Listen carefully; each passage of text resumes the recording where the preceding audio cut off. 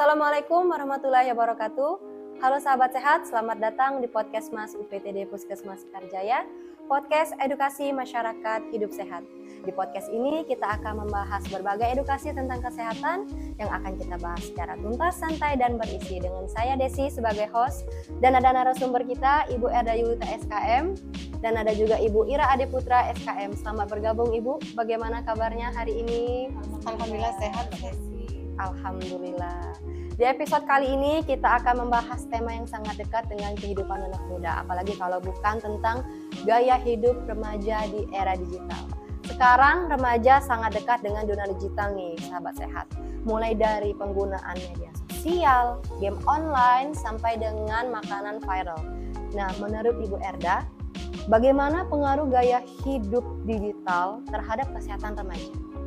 Baik Mbak Desi, gaya hidup remaja digital adalah pola kehidupan remaja yang sangat dekat dengan teknologi, sosial, game online, hingga pembelajaran digital.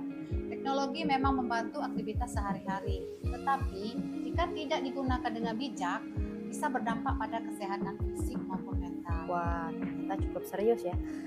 Contohnya gimana nih Bu?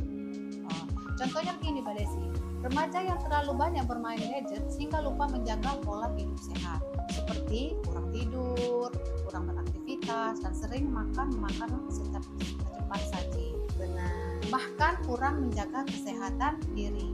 Apabila tubuh sehat, sangat penting agar remaja tetap aktif, produktif, dan terhindar terhadap penyakit. Benar sekali.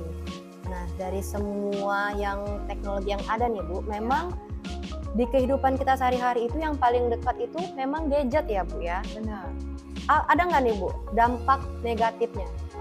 Dampaknya cukup banyak loh Mbak Desi, mulai dari mata lelah, sakit kepala, gangguan tidur, kurang aktivitas, hingga menurunnya konsentrasi belajar. Selain itu, terlalu sering bermain media sosial juga mempengaruhi kesehatan mental seperti stres dan rasa cemas. Wah, bahaya juga nih ya. Nah, selain gadget tadi, ada juga namanya makanan viral nih Bu. Banyak sekali jajanan memang yang populer di media sosial. Menurut Bu Ira, apakah semua makanan viral ini aman untuk dikonsumsi? Baiklah Mbak Desi ya, semua makanan viral ini menarik baik itu dari segi tampilan maupun rasanya. Nah, tapi semua makanan tersebut belum tentu sehat untuk dikonsumsi untuk tubuh kita. Nah, ada beberapa makanan yang mengandung tinggi gula, tinggi garam, serta mengandung minyak, pewarna yang sangat berlebihan. Nah, apabila makanan-makanan viral ini dikonsumsi secara berlebihan atau menjadi makanan sehari-hari akan berdampak buruk pada kesehatan tubuh kita. Misalnya ya Mbak Desi, itu kenaikan berat badan yang berlebihan, menjadi obesitas. Benar. Terus kenaikan gula darah dan juga gangguan pencernaan. Betul sekali. Memang makanan viral ini sangat mudah ya Bu ya untuk ditemukan di media sosial. Selain makanan memang ada juga nih minuman, terus jajanan yang pedas ekstrim, bahkan sampai yang dessert unik. Sebenarnya bagaimana sih cara kita untuk menyikapi makanan tren yang viral saat ini? Baik Mbak Desi, oke. Makanan viral ini sebenarnya tidak selalu buruk. Ada beberapa makanan yang menarik dan kreatif, tetapi masyarakat kita perlu bijak untuk memilih makanan. Kita memperhatikan dari segi kebersihan, kandungan gizi dalam makanan tersebut, dan juga keamanan pangan. Jangan karena viral kita langsung coba, tapi kita tidak memperhatikan dampak kesehatan tubuh. Benar sekali. Nah, jadi harus lebih bijak nih ya. Nah, disinilah nih sahabat sehat pentingnya yang namanya PHBS atau pola hidup bersih dan sehat. Bagaimana nih Bu Erda? Bisa dijelaskan lebih dahulu apa itu namanya PHBS? PHBS adalah perilaku hidup bersih dan sehat yang merupakan untuk menjaga kesehatan diri dengan lingkungan. Contohnya seperti cuci tangan sebelum makan, menjaga kebersihan makanan, rutin olahraga, tidur cukup, dan hindari makan makanan yang tidak sehat. Benar sekali. Wah, ternyata cukup serius ya Bu ya untuk efeknya sendiri. Lalu bagaimana nih Bu Ira, cara remaja menerapkan PHBS di tengah gaya hidup digital seperti saat ini?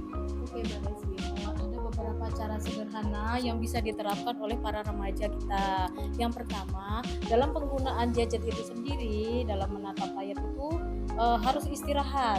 Diusahakan istirahat dalam waktu 30 sampai 60 menit. Bisa mengalihkan ke aktivitas lainnya seperti olahraga ataupun aktivitas sosial. Yang kedua yaitu jangan lupa untuk mencuci tangan sebelum makan dan sesudah melakukan aktivitas dari luar, memegang benda-benda yang kotor.